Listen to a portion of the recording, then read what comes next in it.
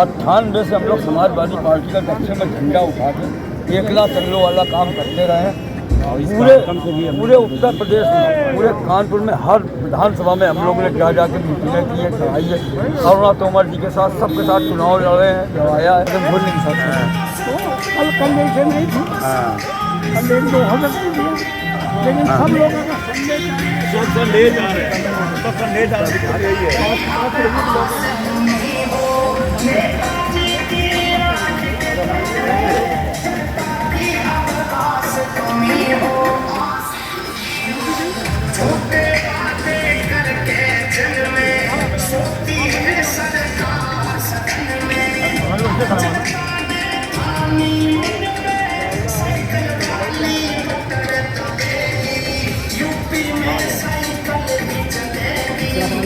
और यहाँ पर उपस्थित तमाम वार्ड अध्यक्ष 95 से रोहित यादव जी, विधानसभा के महासचिव उमेश तिवारी जी, रविंद्र जैन जी, सौरभ यादव जी, क्योंकि तुम्हारा नाम छूट जाएगा, बहुत नाराजगी व्यक्त करते हैं क्योंकि झूठे वादे करके आए थे कि आपको रोजगार देंगे, महंगाई कम कर देंगे, लेकिन इन्होंने कोई काम नहीं किया, सिर्फ गुमराह करने का काम किया है। इनके कार्यकाल में लगातार कई बार क्रांतियां आई, चाहे वो कोरोना काल हो, तब भी ये फेल हो गए थे, और अभी महाकुंभ हो रहा है, इस पे इतना प्रचार कर रहे हैं। 10,000 करोड़ के ऊपर खर्चा हुआ है। आप सोचिए 10,000 करोड़ कितना होता है। 10,000 करोड़ के ऊपर खर्चा कर दिया, लेकिन कोई व्यवस्था नहीं। जो खुले आसमान के सो रहे, भूखे घर से रह रहे, और अभी एक व्यवस्था हो गई थी तो 1500 से 2000 लोगों की जान चली गई।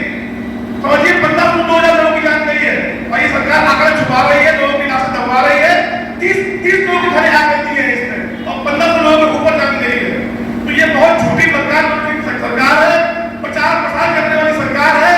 आपको चुनना है कि आपको विकास वाले लोगों को चुनना है कि विकास वाले लोगों को चुनना है। तो साथियों 2027 में अपने संविधान को बचाने के लिए, अपने बच्चों के हक और सम्मान के लिए हमारी समाजवादी पार्टी के प्रत्याशियों को चुन के भेजिएगा, ताकि हमारे अगले काबिल वो मंत्री बन के इस प्रदेश में विकास देखना बाहर है। साथ देंगे, बताइए कि नहीं देंगे हमारा?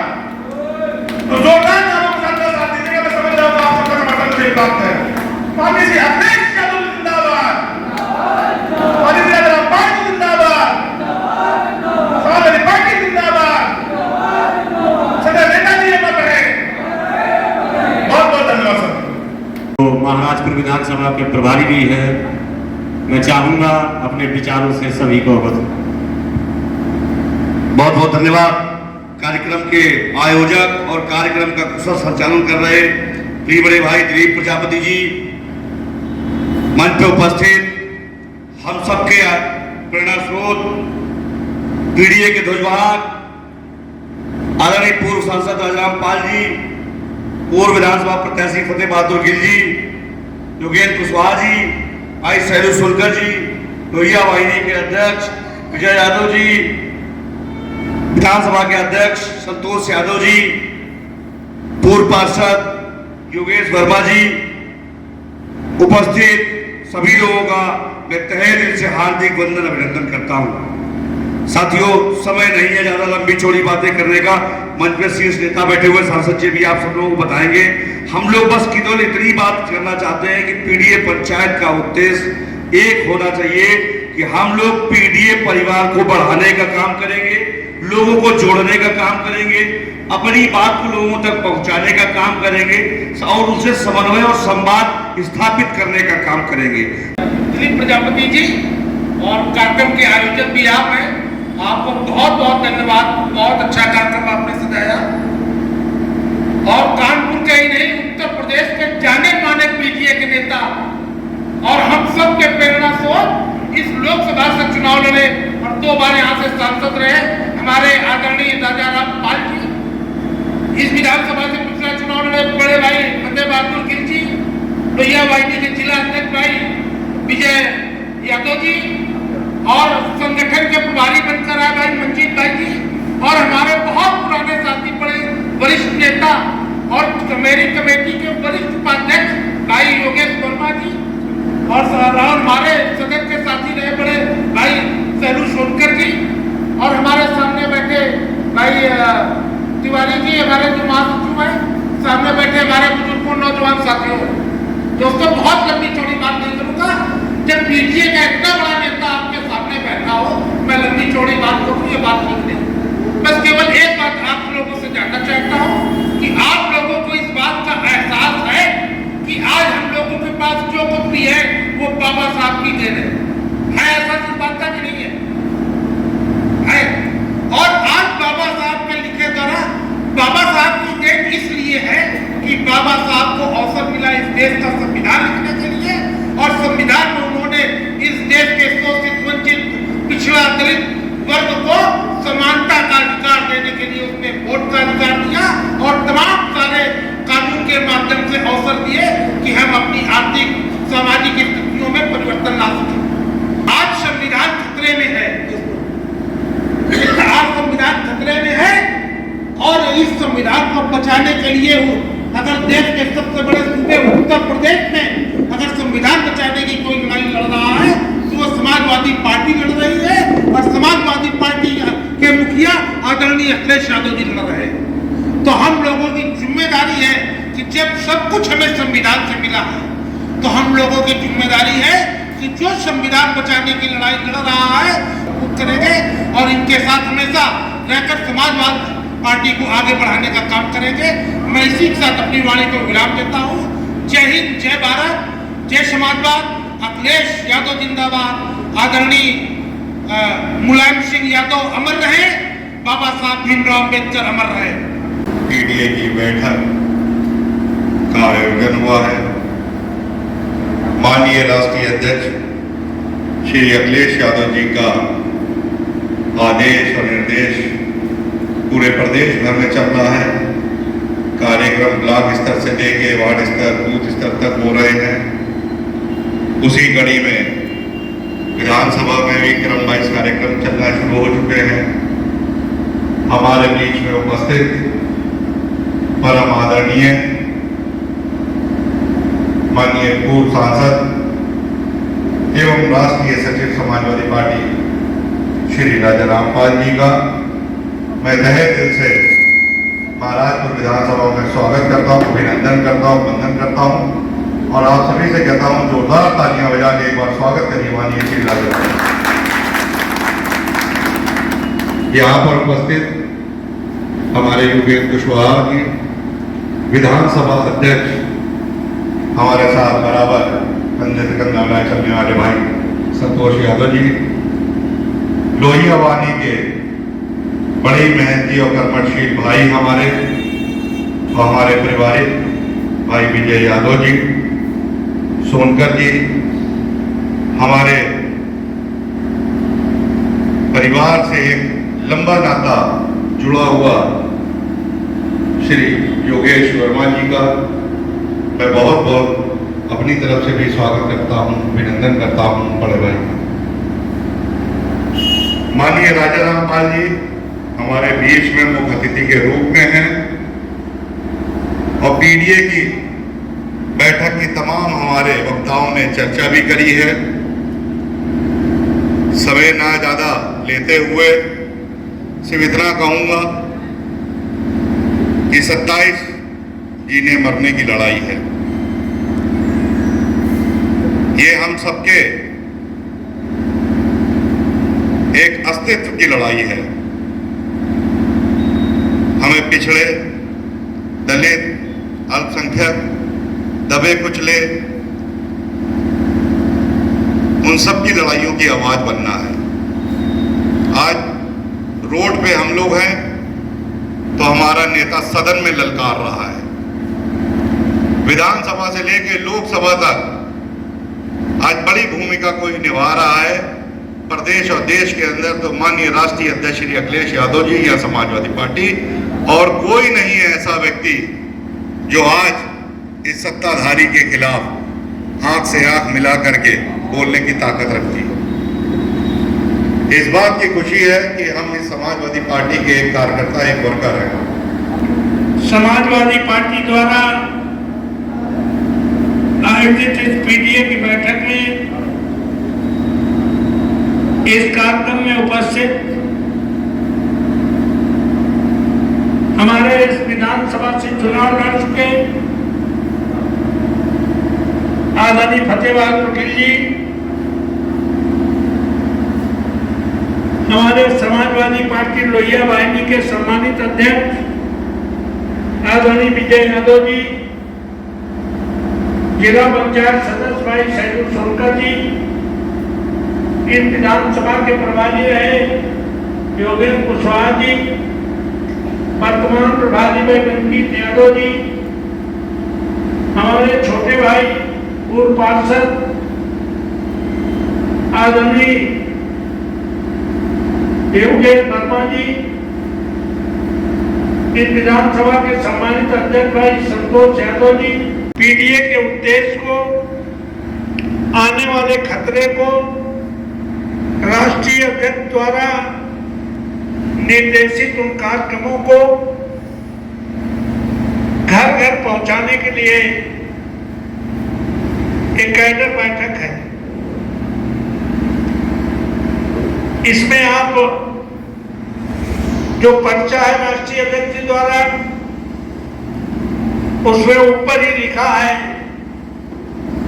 बाबा साहब का होमान, बाबा साहब का अपमान किया गया है। वो प्रिंट मीडिया, इलेक्ट्रॉनिक मीडिया पूरी तरह से छुपाने का काम कर रही है। पूरे देश ही नहीं, बाबा साहब को मानने वाले पूरी दुनिया में है, सब में जनाक्रोश है। जब मीडिया हमारा साथ नहीं दे रही, कुंभ में बड़ी से बड़ी घटना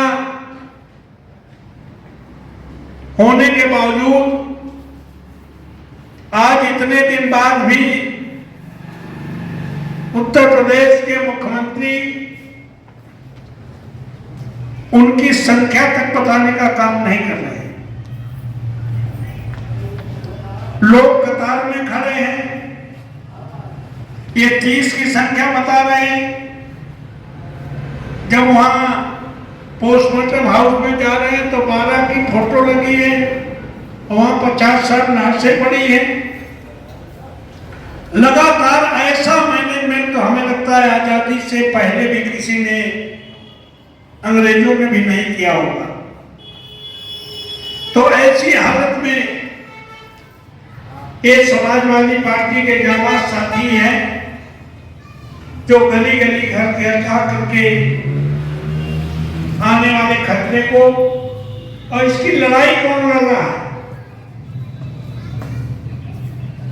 ये जो कुंभ का जो बड़ा इवेंट खड़ा किया गया था, इत्तेफाक से दुर्घटना हो गई नहीं, इसी में धर्म संसद में आरएसएस के उस संविधान का उद्घोष होना था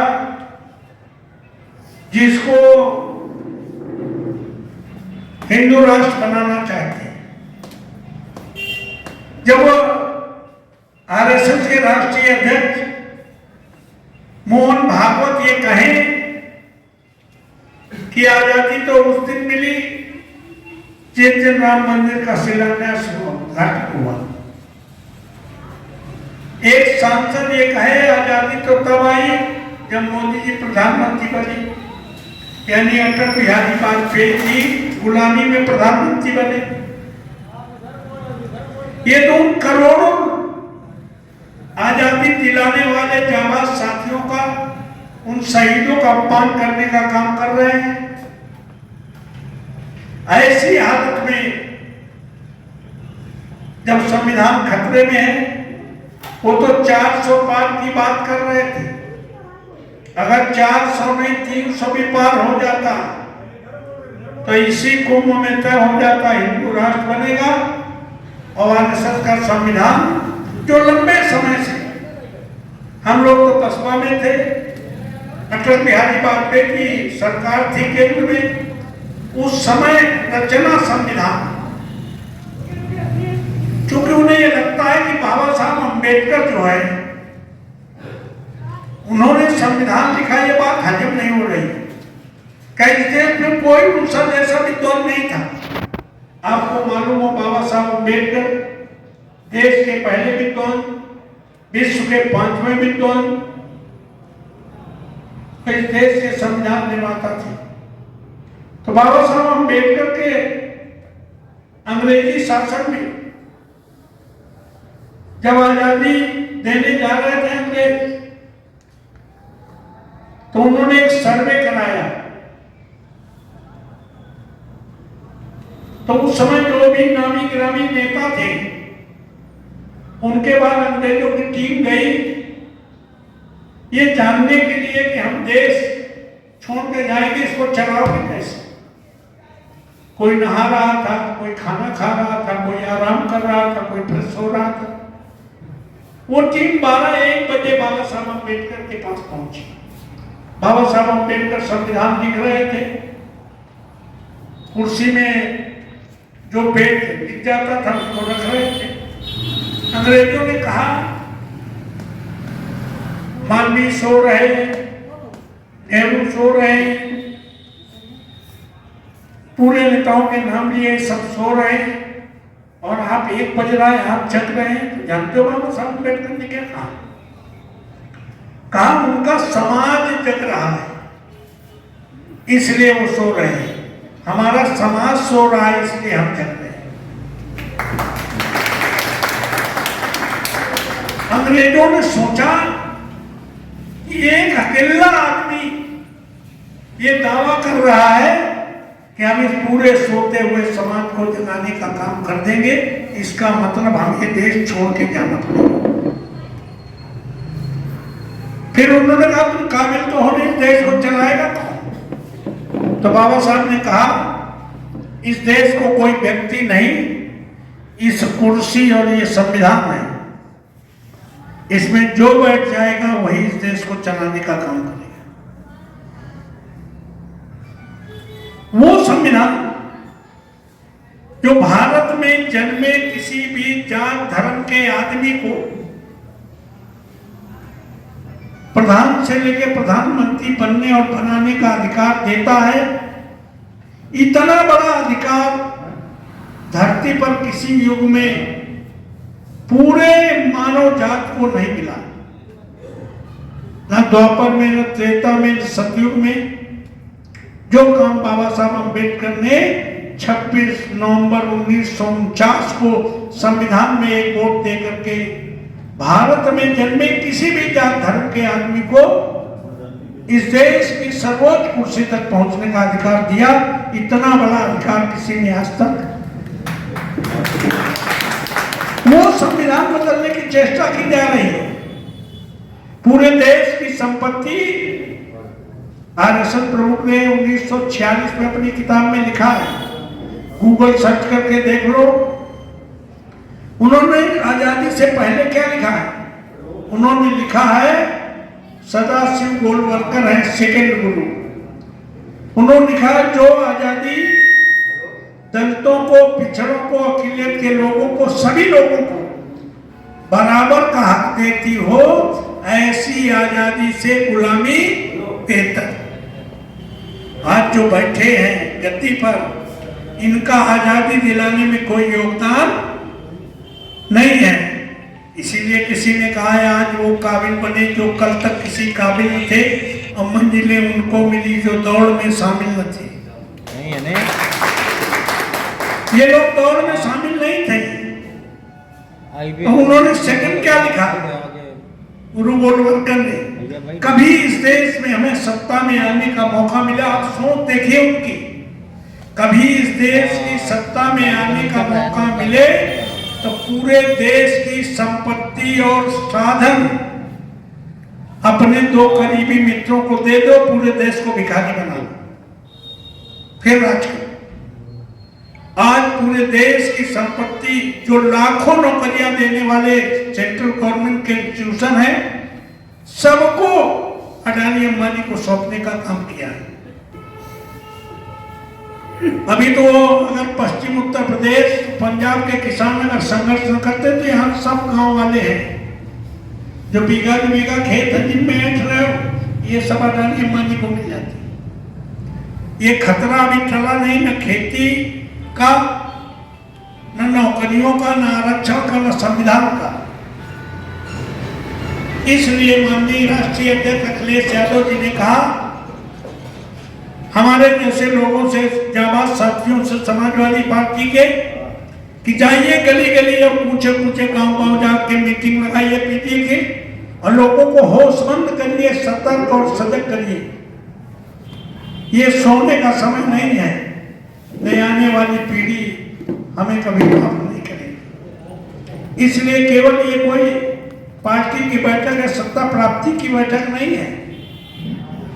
जो हमें फूट डालो राज करो की नीति चला रहे हैं, जो हिंदू मुस्लिम करके मंदिर मस्जिद की बात करके हमें ध्यान भटकाने की कोशिश कर रहे हैं, हमें सजग और सतर्क होकर के संकल्प लेना है ऐसी बैठकों में कि हम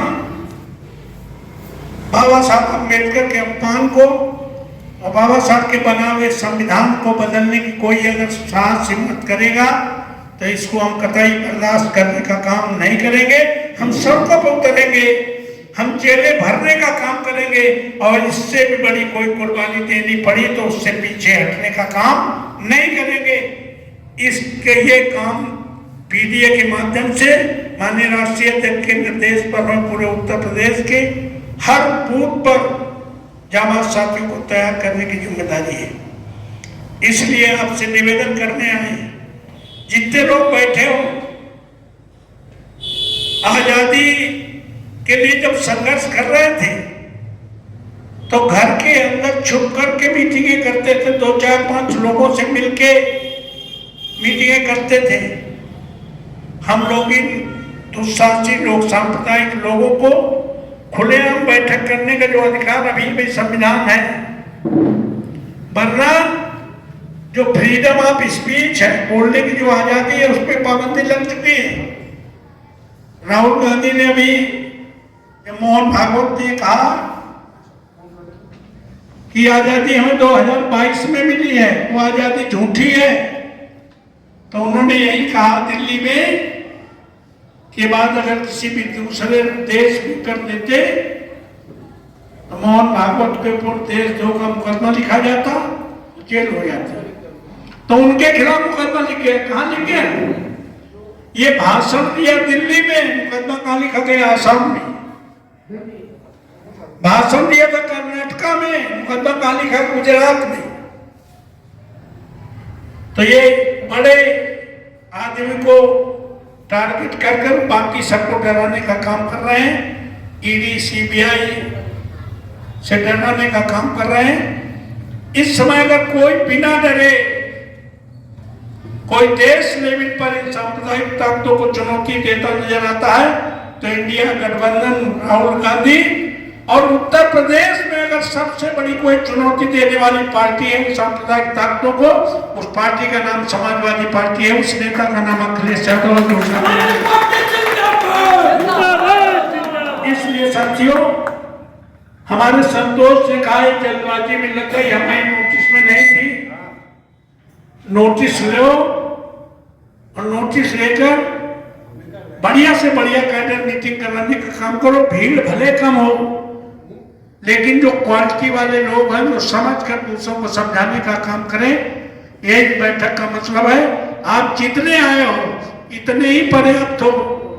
किसी एक बार में लोगों को जागरूक करने के लिए ये पर्चा घर घर पहुंचे, लोग पढ़े, तभी तो लोगों के अंदर जागृति है कि हो क्या रहा है देश में। चूंकि मीडिया तो कुछ बता नहीं रहा। कितना बड़ा अपमान अमित शाह जी ने किया बाबा साहब का, कहीं पता चल रहा है? कितने बड़े कुंभ में कितने लोग मर गए, कहीं पता चल रहा है? तो इसलिए पर्चा ही है तो हमारी सही बात पहुंचाने का काम करेगा। आप सब आए, बहुत बहुत धन्यवाद। जय हिंद।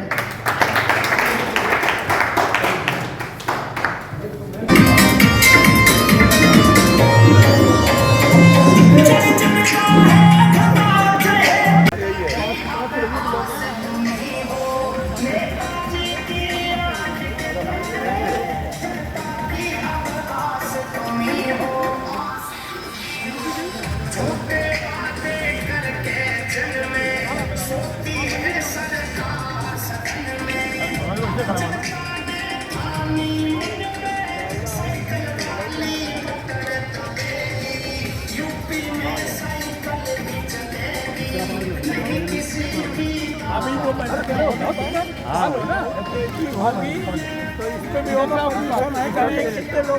हाँ अरे तो वो हम लोग इतना मैच करेंगे कर लेंगे हम लोग